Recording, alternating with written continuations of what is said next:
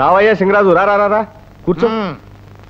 ఎండన పడి వచ్చినట్టున్నావు, కాసిన మజ్జిగ తీసుకుంటావా? మజ్జిగ మంచినీళ్ళు పానకం ఇచ్చి నన్ను పంపించాలని చూస్తున్నావా? కుదరదు. ముందు నా అప్పు విషయం ఏం చేసావు చెప్పు.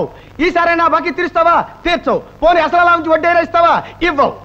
చూడు సింగరాజు, నీ అప్పు తీర్చడానికి మరికొంత వ్యవధి ఇచ్చావనుకో. వ్యవధి తీసుకో. ఎంత వ్యవధి కావాలో చెప్పు. చెప్పవు. పోనీ బాగా వ్యవధి ఇచ్చారనుకో, ఎవరికి చెప్ప చేయకుండా పైకి వెళ్ళిపోతావు. అందుకే నా మాట విని నేను చెప్పిన ప్రకారం మీ అమ్మాయి నాకు ఇచ్చి పెళ్లి చేసాయి. మళ్ళీ అప్పటికి చెప్పుకోడు. సింగరాజు, నేను దరిద్రుని కావచ్చు, కానీ తీర్చవలసిన అప్పుకి కన్న కూతుని జమ కట్టే దౌర్భాగ్యుని మాత్రం కాదు. నా తల తాకట్టు పెట్టినా త్వరలో నీ బాకీ తీరుస్తాను. తల, కాళ్ళు, డోలు, డబ్బు, సన్నాయి తాకట్టు పెట్టిన అప్పు తీర్చగలవా? తీర్చలేవు. ఇవాళ 5 పైసా తేలాల్సిందే. నువ్వు నా అప్పు తీర్చావు. కథలంతే. కథలంటే కథల్లో ఎవరుకున్నావేమో. సింగరాజు, నువ్వు ఇక్కడున్నావేంటి? ఇందాక ఊరు పొలిమేర దగ్గర ఆ శంభో శివశంకర శాస్త్రి లేడు?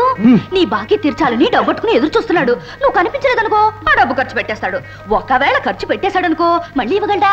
ఇవ్వలేడు కనుక ముందు వాడిని నేను అర్జెంట్ గా పట్టుకోవాలి కదా. పట్టుకోవాలి అంటే నేను ఇక్కడి నుంచి అర్జెంట్ గా వెళ్ళిపోవాలి కదా. వెళ్ళిపోవాలి. నాన్న పడిపట్లో తిరిగిరాడు. నువ్వేం దిగులు పడుకో. ఇప్పుడు ఆడిన అబద్ధంతో కలిపితే 900.